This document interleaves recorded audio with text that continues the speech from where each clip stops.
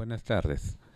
Vamos a iniciar la disertación denominada Antigripales, ¿cuál es su beneficio? Dentro del marco del diplomado en pediatría virtual que se ejecuta. Bueno, quien va a ser el ponente y muy gustoso de realizar este tema es José Manuel Burgos Zabaleta. Somos médicos pediatras del Hospital Belén de Trujillo, con maestría en docencia universitaria y asimismo docente de la Universidad César Vallejo, de la Escuela de Medicina, también miembro de la Sociedad de Pediatría. En realidad el tema de antigripales es un tema bastante interesante y que toca en la vida de cada uno de nosotros. Todos tenemos una historia en relación a uso de antigripales. Desde que nuestra abuelita nos vio de niños, nuestro padre, nuestra madre, siempre ha habido algo en nuestro entorno que cada vez que teníamos un resfrío o cada vez que teníamos una mal llamada gripe, teníamos que recurrir a algunos remedios, algunos medicamentos caseros por los padres y en ocasiones medicamentos indicados por una serie de personas, desde el farmacéutico, la tía, la vecina o incluso el médico. Entonces vamos a empezar esta disertación. En realidad es un tema de permanente vigencia. Empezamos teniendo claro a qué se está definiendo como medicamentos antigripales. En realidad el tema trata de todos aquellos que se utilizan sobre todo para tratar el resfrío común, más allá de tratar la gripe, que popularmente a nivel de comunidad estamos denominándola así, pero en la práctica en realidad es un resfrío común. Entonces estos denominados antigripales, que en el mercado vamos a tener muchos, por no decir demasiados, van a ser medicamentos que combinan algunos principios conocidos por nosotros. Dentro de ellos tenemos antihistamínicos, antitusígenos, expectorantes, descongestionantes y también combinaciones de antipiréticos, analgésicos. Algunos de ellos tienen 3 de estos compuestos, otros tienen 2, otros tienen 4. Son combinaciones que se utilizan en el mercado, ¿no? Bueno, vamos a tener como una referencia una de las revisiones que hace Pediatrics in Review en relación al resfrío común, porque acá estamos frente a dos temas muy importantes, el resfrío común y el uso de antigripales, ¿no? Entonces, hay una revisión publicada en febrero de 2011, ¿no? La terapia descongestionante y el resfrío común. Muy bien, el resfrío común está caracterizado casualmente por presentar en los niños con los siguientes signos y síntomas: tos, estornudos, congestión nasal y secreción nasal. La fiebre, como se muestra, al inicio puede estar presente, sobre todo en pacientes que están en edad preescolar, ¿no? Asimismo, no solamente lo mencionado, sino a veces se agregan otras molestias como cansancio, aumento de la fatiga, alteraciones del sueño. Los síntomas pueden durar en promedio una semana, pero en algunos casos hasta 10 días. Entonces nosotros esperamos que para esa fecha al menos ya debería haber disminuido el cuadro clínico que se está presentando. Entonces el diagnóstico básicamente es clínico. Clínicamente observamos, como mencionamos antes, son niños que se presentan con congestión nasal, malestar, dolor en la garganta y también cefalea en otras ocasiones. Estos pueden incluir la fiebre, también crecimiento de ganglios de la cadena cervical anterior principalmente, eritema a nivel de la mucosa nasal, de orofaringe y secreción nasal. Los exámenes de laboratorio en realidad no van a contribuir para establecer el diagnóstico, ¿no? Y entre el diagnóstico diferencial también debemos tener en cuenta los siguientes: cuerpos extraños en nariz, ¿no? Muchas veces van a simular los signos, síntomas de un resfrío común. La rinitis alérgica, muchas veces confundida, ¿no? Pacientes, mi hijito se resfría frecuentemente, tiene resfríos que le duran 2 semanas, 3 semanas, y le doy medicamentos y no calma. Las rinitis vasomotoras, las sinusitis bacterianas, las rinitis medicamentosas, y también hay pacientes que tienen trastornos a nivel de cornetes, de tabique, que van a modificar la estructura de la nariz y de los senos paranasales, así como sus funciones de drenaje, entre otras. ¿Quién causa el resfrío común?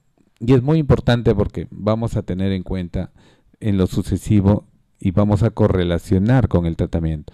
Entonces, el resfrío común es ocasionado por virus. Quien lidera el ranking entre ellos es el popular rinovirus, que va a ocasionar un 50% de todos los casos, tanto en niños como en adultos. Pero también tenemos otro grupo de virus que con menos frecuencias, pero tienen importancia clínica. Dentro de ellos, el adenovirus, los virus de la influenza, de parainfluenza, los enterovirus, el mismo virus sincitial respiratorio, los coronavirus. Entonces, es un amplio espectro, pero con mucha más frecuencia el rinovirus. Es importante conocer algunos aspectos epidemiológicos en relación al resfrío común. Generalmente, los rinovirus son los que van a incrementar en incidencia cuadros que se presenten en las estaciones de otoño, sobre todo a principios. El virus de parainfluenza sigue y se presenta a fines de otoño, y las infecciones por sincitial respiratorio y coronavirus aumentan durante los meses de invierno. También existe un aumento de infecciones por rinovirus en primavera y algunos virus como las infecciones por enterovirus que pueden estar presentes incluso en verano, ¿no? Es decir, todo el año podemos tener infecciones virales que ocasionen el cuadro clínico de resfrío común. Entonces vamos a hablar un poco de los virus del resfrío común. ¿Cuál es la patogénesis? Estos van a depositarse una vez que entran en contacto con la persona a nivel de la mucosa de la nariz o de las conjuntivas, y se va a adherir a los receptores de las células que tapizan nuestra nasofaringe y van a ingresar en ellas. Solo un pequeño número se infectan, se refiere. Y las células van a liberar potentes citoquinas, dentro de ellas las interleuquinas 8, que es un quimio atrayente para los polimorfos nucleares. Asimismo, va a aumentar la permeabilidad vascular y las proteínas plasmáticas, incluyendo la albúmina y la bradicinina, se liberan en las secreciones nasales, aumentando su volumen. Entonces, en la patogénesis, y esto para tener en cuenta cuando en adelante estaremos sustentando algunas acciones. La bradicinina va a ocasionar algunos cambios dentro de los niños, en este caso, como va a ocasionar inflamación a nivel nasal con rinitis, va a ocasionar dolor de garganta y van a contribuir aún más a la incomodidad que causa el resfrío. El aclaramiento mucociliar se hace más lento. Entonces, tenemos que tener en cuenta lo que hemos colocado acá resaltado en rojo, que las concentraciones de histamina no se incrementan durante el transcurso del resfrío común. Es importante porque ya cuando mencionemos en antigripales, una de las banderas de estos productos son los antihistamínicos. Pero aquí ya estamos hablando que en la fisiopatología las concentraciones de histamina no están incrementadas durante el resfrío común. La mucosa nasal no se destruye generalmente cuando es afectada por los rinovirus y los coronavirus, pero son más agresivos y ocasionan sí lesiones a ese nivel los adenovirus y los virus de la influenza. También se observa que en los adultos sanos que tienen resfríos por rinovirus, las bradicininas y los polimorfonucleares que se acumulan en las secreciones nasales al inicio y durante los síntomas del resfrío, estos van a contribuir en las características de las secreciones. La presencia de los polimorfonucleares en las secreciones nasales, dice, van a tener actividad enzimática y ellos pueden ser la fuente para que estas secreciones nasales se tornen en un color amarillo verdoso, típico de la descarga nasal del resfriado común. Ustedes van a observar que muchos niños, los padres les van a decir que la secreción es fluida, acuosa, pero en las mañanas al despertar, estas tienen unas características de ser más espesas, menos fluidas y de un color amarillo verdoso. Entonces, la mucosa nasal en los niños tiene más capacidad secretora que en los adultos, lo cual puede contribuir a que la descarga nasal sea en mayor intensidad, ¿no? Entonces, no necesariamente, aquí está resaltado en rojo también, que el color verde-amarillo sea ocasionado por una infección sobreagregada de tipo bacteriano. Entonces, hay que tener en cuenta esto dentro de la patogénesis del resfrío común. Las rinosinusitis virales son hallazgos frecuentes durante el curso de los resfríos comunes. Si tomamos imágenes de senos paranasales en niños con resfríos aún no complicados, se va a encontrar anomalías en los senos paranasales, aproximadamente hasta en 2/3 partes de los niños, y con más frecuencia en los senos maxilares y etmoidales.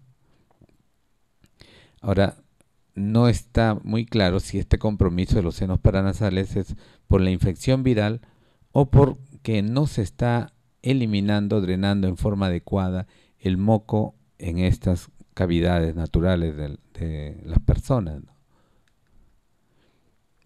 Esta es una sentencia que debemos tenerlo en cuenta y no olvidar. Un resfrío con medicamentos dura 7 días y sin medicamentos 1 semana. Entonces es otra de las sentencias, diríamos, que queremos que estén muy presentes en ustedes al momento de evaluar un niño con resfrío común. Que sepan que la evolución o el tiempo de duración de la enfermedad va a ser similar con medicamentos o no. El tratamiento, en realidad aquí empiezan ya las situaciones problemáticas o los desacuerdos, ¿no? Y muchos de ellos ya documentados con evidencias. Dice, aunque muy deseado, el tratamiento eficaz para el resfrío común aún no es un consenso, aún no existe un tratamiento eficaz. Los medicamentos de venta libre para tos y el resfrío están muy accesibles a las personas y a los niños y se venden en muchas combinaciones. Mencionamos al inicio que los antitusígenos con antihistamínicos, con expectorantes, con descongestionantes y asimismo con antipiréticos y analgésicos son vendidos en combinaciones.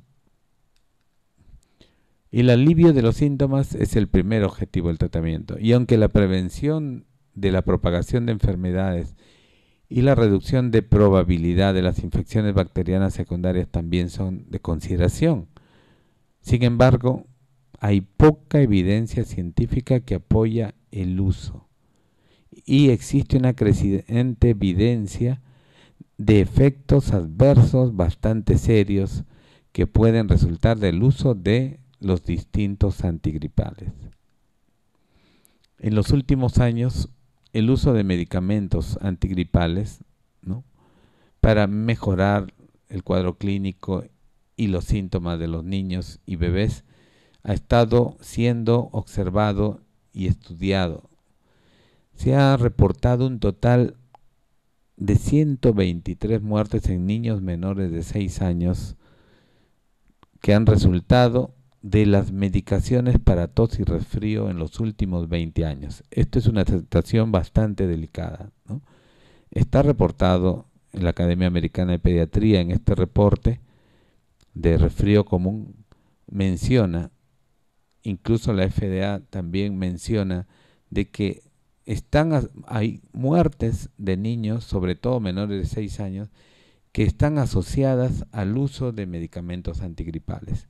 Estos medicamentos son una causa común de visita al departamento de emergencia en algunos lugares, y debido a que presentan efectos adversos cuando son ingeridos en cantidades no adecuadas, e incluso no existen aún, vamos a decir, dosis estandarizadas para niños o en estudios para niños, ¿no? Vamos a ir viendo esto más adelante.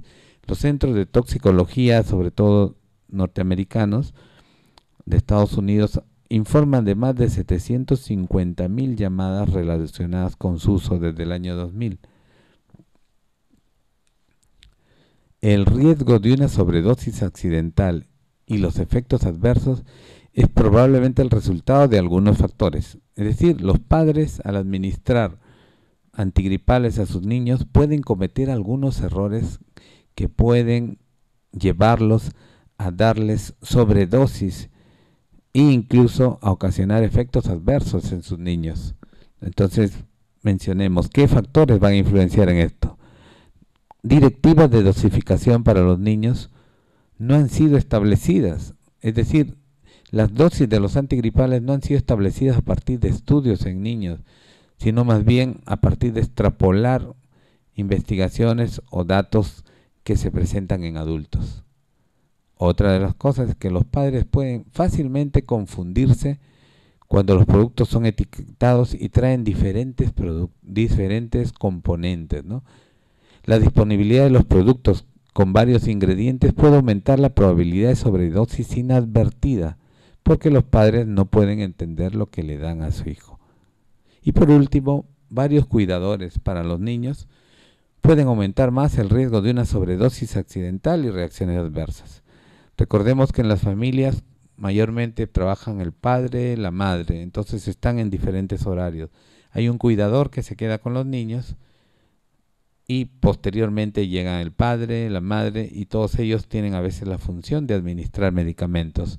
Entonces, el existir varios de ellos puede hacer que haya confusiones y con sobredosis accidentales, acompañadas de reacciones adversas importantes. Resultados de una petición ciudadana. Miren, en Estados Unidos en el año 2007, la sociedad civil prácticamente solicitó a la FDA de Estados Unidos a que se revise la seguridad y la eficacia de los medicamentos que se utilizan en el resfriado en los niños. Y ya en octubre del 2007, los asesores de la FDA, que son las siglas en inglés, como ustedes están viendo, la Food and Drug Administration, votaron a favor de recomendar que los medicamentos de venta sin prescripción, o sea, de venta libre para el resfrío, que en nuestro país prácticamente todos los medicamentos para el resfrío están en esa categoría, y la tos, no se puedan utilizar para el tratamiento de niños menores de 2 años. El 2007 ya la FDA se pronunció en que no se utilicen medicamentos para el resfrío y la tos en menores de 2 años. Esto es una sentencia muy importante que debemos tener en cuenta, sobre todo cuando atendemos a niños de 7 meses, de 11 meses, de 1 año, año y meses, que llegan a la consulta porque están con un resfrío común, y donde usted, antes de prescribir algún antigripal, debe pensarlo ahora con mayor detenimiento. Los fabricantes de los medicamentos interrumpieron voluntariamente la comercialización de estos productos para los niños menores de edad de 2 años. Entonces se van a dar cuenta que en Estados Unidos, casualmente, ya en las etiquetas o en los insertos de los medicamentos, ya voluntariamente, viendo todas estas acciones y estas recomendaciones de la FDA, los fabricantes decidieron prohibir, o mejor dicho, no recomendar el uso de sus antigripales en menores de 2 años. Y si ustedes, cuando van a prescribir algún antigripal, leen el inserto, van a ver probablemente que en la mayoría de ellos no recomienda su uso en niños pequeños. Y aún así, prescribimos estos medicamentos. La FDA también ha emitido ya un aviso de salud pública recomendando que los medicamentos para la tos y el resfrío no sean utilizados en niños menores de 2 años de edad. Y el comité asesor ha votado para prohibir que estos medicamentos, que son de venta libre para tos y el resfriado para uso en niños menores de 6 años, sea medicado. Es decir, si existe la posibilidad de administrar antigripales a un niño menor de 6 años, hay que tener un respaldo, porque la FDA quiere, o mejor dicho, recomienda prohibir la venta libre de estos antigripales para menores de 6 años. Y la Academia Americana de Pediatría también se ha pronunciado y no recomienda el uso de medicamentos de venta libre para la tos y el resfrío en niños menores de 6 años. Esto ha sido una publicación que se ha llevado en el 2008 aproximadamente, ¿no? Y que aparece en la web de la Academia Americana de Pediatría, donde dice para su publicación inmediata. Y si podemos, bueno, leer ustedes quizás, con las letras son tan pequeñas, pero si tienen acceso al documento, cuyos el acceso a través del link que tenemos acá, ¿no? En la publicación de noviembre de 2010 en la www.aap.org, ¿no? De la Academia Americana de Pediatría.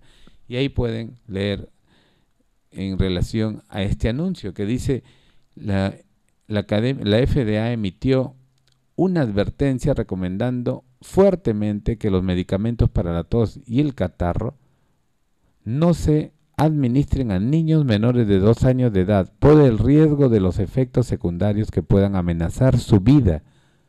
La Academia Americana de Pediatría apoya esta recomendación y solicita a los padres que busquen maneras más seguras para aliviar a los niños pequeños que sufren de tos y catarro. Creo que con esas recomendaciones internacionales debemos tener aún más en cuenta esto. Miremos aquí también, dice que a pesar de ser molestos, los síntomas de la tos y el catarro son generalmente benignos y autolimitados. Los medicamentos para la tos y el catarro no curan estas enfermedades, ni acortan su duración. Los padres deben buscar maneras más seguras para cuidar a sus hijos, dijo el doctor Jenkins, presidente de la Academia Americana de Pediatría en ese momento, ¿no? Dice, aunque se han estado usando estos medicamentos durante mucho tiempo, ahora hemos aprendido que contienen algunos riesgos, especialmente debido a la dificultad que supone determinar una dosis segura y exacta para los niños pequeños. En lugar de fármacos, hay algunas intervenciones sintomáticas que pueden llevar a cabo los padres que son mucho más seguras para los niños. Y aún el mismo Dr. Jenkins de ese momento recomienda gotas de suero salino y pera de succión para licuar y aspirar el moco nasal de los bebés y usar humidificadores. La terapia física en el pecho también puede aflojar el moco nasal y puede ayudar a los niños a expulsarlo. Si un niño menor de 2 años desarrolla fiebre, consulte a su pediatra. Si desea más sugerencias en cuanto a cómo tratar a los niños sin fármacos para la tos y el catarro, visite la página web de la Academia Americana de Pediatría, ¿no? Entonces tenemos realmente bastantes evidencias que no recomiendan el uso de antigripales. Hasta acá vamos. Ahora vamos a dar otra mirada. La FDA intenta, esta es una comunicación también publicada, intenta retirar del mercado los fármacos inapropiados, ¿no?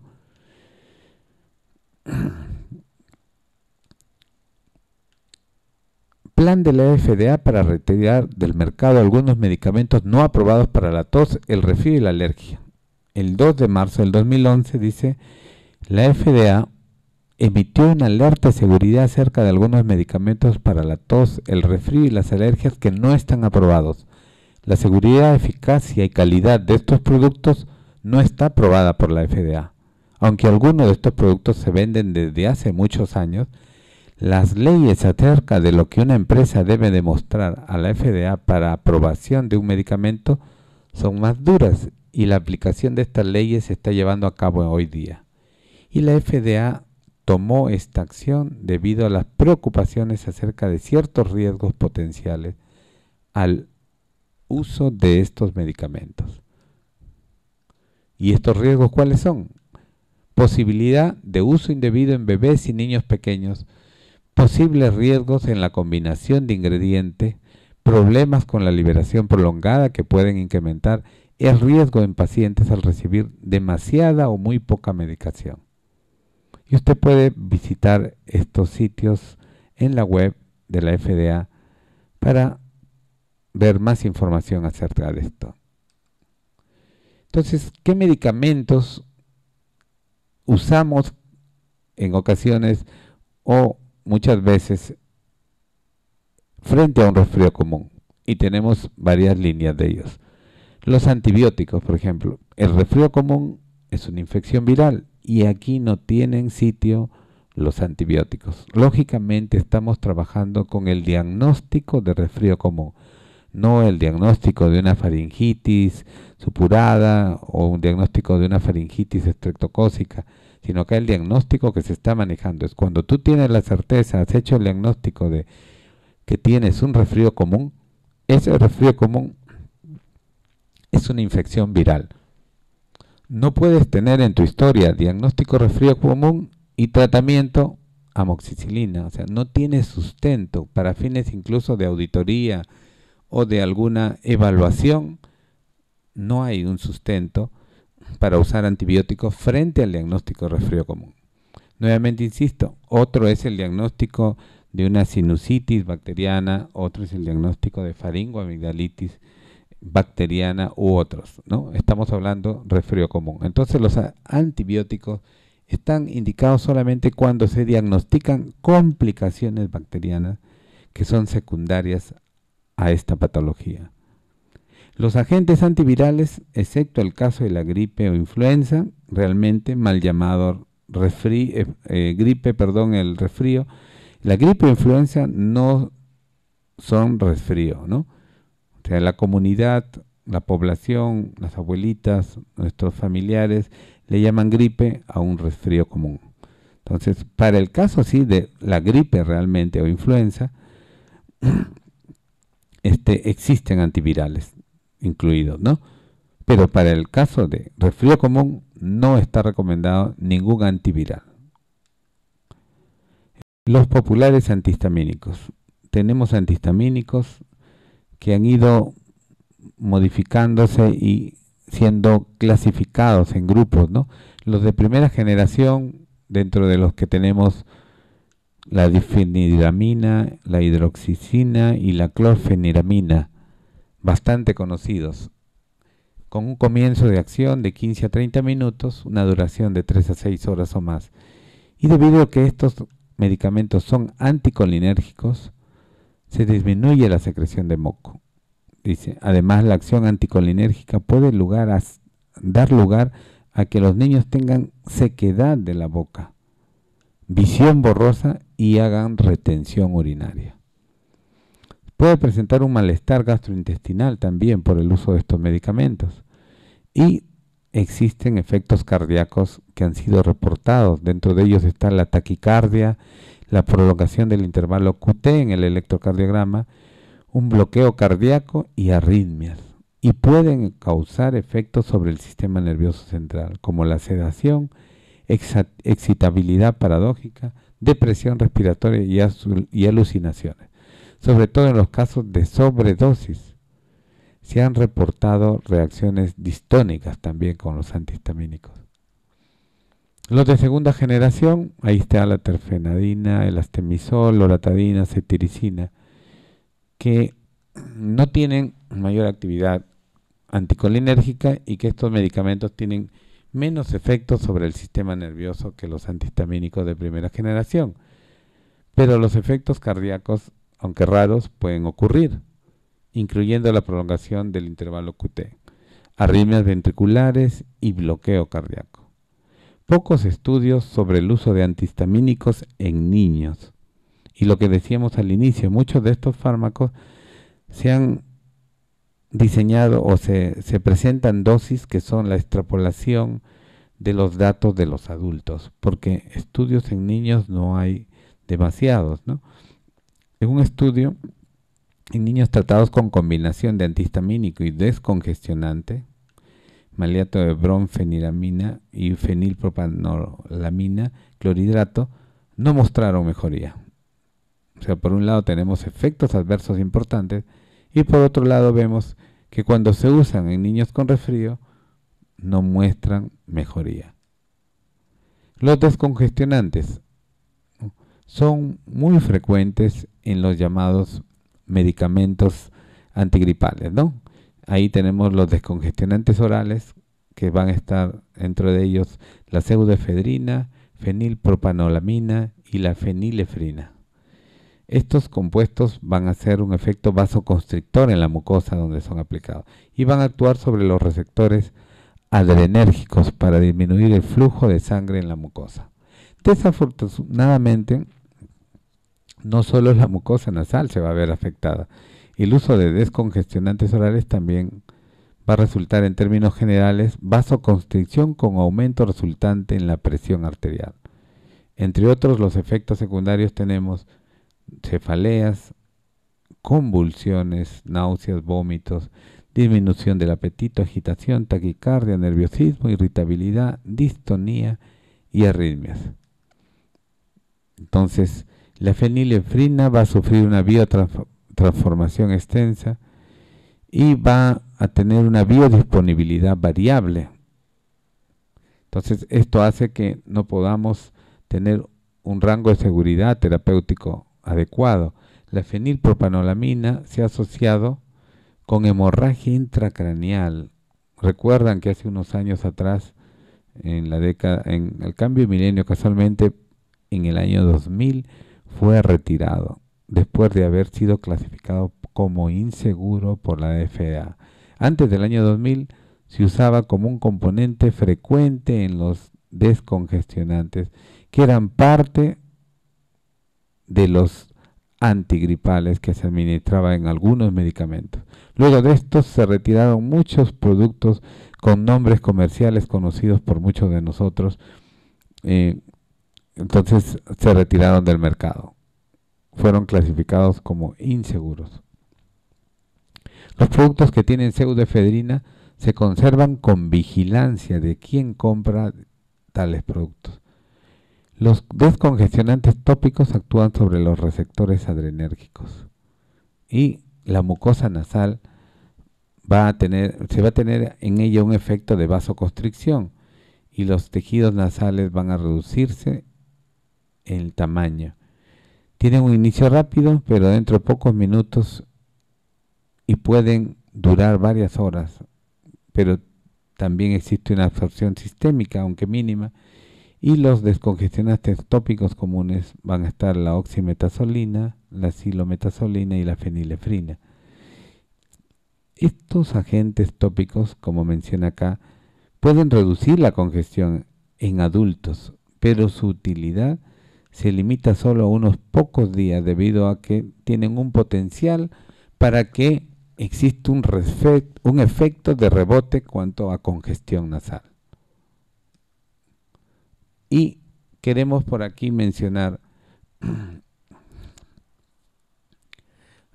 que en los niños de 6 meses a 5 años, miren el rango, niños en edad preescolar y lactantes, dice, en un estudio, la combinación de antihistamínicos y descongestionantes, o sea, fenilpropanolamina con bromfeniramina, dice, en combinación con un placebo, no encontraron mejoría en la congestión nasal, rinorrea o tos. En un estudio de niños de 6 a 18 meses de edad tratados con fenilefrina tópica nasal, ni obstrucción ni las presiones de oído medio normales mejoraron. En otro estudio en niños, la silometazolina no tenía efecto sobre la función de la trompa de Eustaquio. Entonces, muchos de estos medicamentos que son promocionados por sus efectos, en realidad cuando se hacen estudios comparativos y en niños, no se encuentran efecto mayor que el placebo. Dice, muertes en lactantes y niños pequeños tratados con pseudoefedrina han sido reportados, lo que comentábamos previamente. Entonces, se ha tenido que llegar a este nivel para poder suspender algunos medicamentos como no seguros, ¿no? Los antitusígenos, tengamos en cuenta que la tos es un reflejo protector que va a buscar despejar las vías respiratorias de todo lo que pueda contener en él, sean secreciones, cuerpos extraños u otras que invadan, ¿no?, la vía respiratoria. Lo que busca es mantenerla permeable y es uno de los síntomas que molesta durante el resfrío común. Entonces tengamos esto en la balanza, la tos como un reflejo protector y el suprimirla por ser una molestia. Entonces, la supresión de la tos efectiva puede llegar a ser perjudicial para algunos niños, especialmente los niños con asma. Sin embargo, una multitud de preparaciones de venta libre van a estar disponibles. Y uno de los ingredientes más frecuentes es el dextrometorfano, que es un análogo narcótico que no tiene efectos en el sistema nervioso central. Solo cuando la dosis es excesiva podemos encontrar, y es bien tolerado.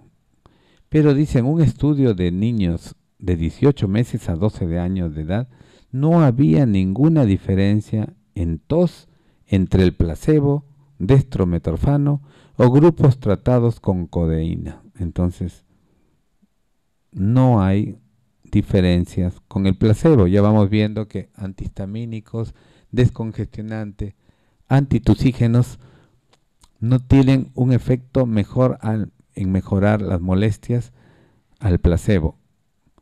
La sobredosis accidental puede causar depresión respiratoria y hay informes de muerte en niños menores de 12 meses después de la ingestión de dextrometorfano. Debido a la falta de eficacia y el riesgo de efectos adversos graves, la Academia Americana de Pediatría no recomienda el uso de dextrometorfano en los niños. Creo que son conclusiones bastante importantes a tener en cuenta. Los expectorantes son medicamentos que van a buscar aumentar la producción del moco. La guaifenesin es uno de los más comunes y que se encuentra disponible como expectorante.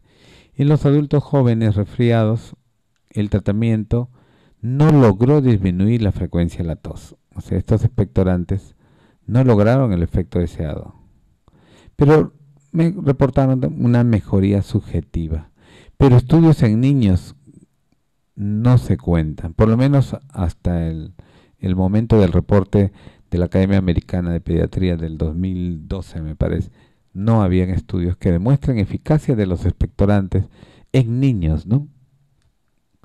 Entonces, vamos a ir ya sacando algunas conclusiones en cuanto a esta disertación que va llegando a su fin, pero quisiera que queden muy grabados algunos de estas mismas, que son pocas, pero que debe ser el extracto o el sumario de toda la exposición que acabamos de tener. Uno es que los antigripales no tienen dosis definidas adecuadamente para niños. O sea, las dosis no han sido hechas en base a estudios realizados en niños, sino mayormente extrapoladas a partir de algunos estudios en adultos. Las preparaciones con ingredientes múltiples no van a permitir a los padres advertir una sobredosis. Es decir, tenemos antihistamínicos, descongestionantes, antitusígenos, todos ellos juntos, y esto puede hacer que los padres no adviertan de una sobredosis. También que hay una variable biodisponibilidad en los niños. No todos los niños van a presentar la misma biodisponibilidad de estos fármacos. Esto va a ser bastante variable. No han demostrado eficacia en relación al placebo. Casi todos ellos, por no decir todos, no han mostrado el efecto que ellos promocionan, es decir, los cambios. Cuando se hacen estudios comparativos con placebos, no se encuentran beneficios en relación. Tampoco hay estudios que apoyen su beneficio. Los efectos adversos importantes asociados a su uso existen y se reportan en cantidades importantes. Y lo que es aún más grave, hay muertes reportadas al uso de algunos de ellos que han generado que se supriman y se retiren del mercado. Y están en proceso de retiro su uso en menores de 6 años. Ustedes han visto el reporte que emite la FDA en relación a antigripales en los menores de 6 años. Estaban trabajando para prohibir la venta libre y posiblemente para buscar el retiro. Y están prohibidos finalmente, y no se olviden esto, es un punto muy importante, prohibidos en menores de 2 años. Si ustedes leen los insertos de los antigripales, la gran mayoría de ellos ya sus fabricantes consideran no usar en menores de 2 años. Entonces, el que alguno de nosotros médicos empecemos a usar o continuemos con esta práctica de uso de antigripales, en realidad tiene sus consecuencias, ¿no? Y finalmente, la conclusión final es, ¿los antigripales tienen algún beneficio en el resfriado común? Creo que ya fue contestada durante toda esta primera exposición que hemos realizado. Muchas gracias.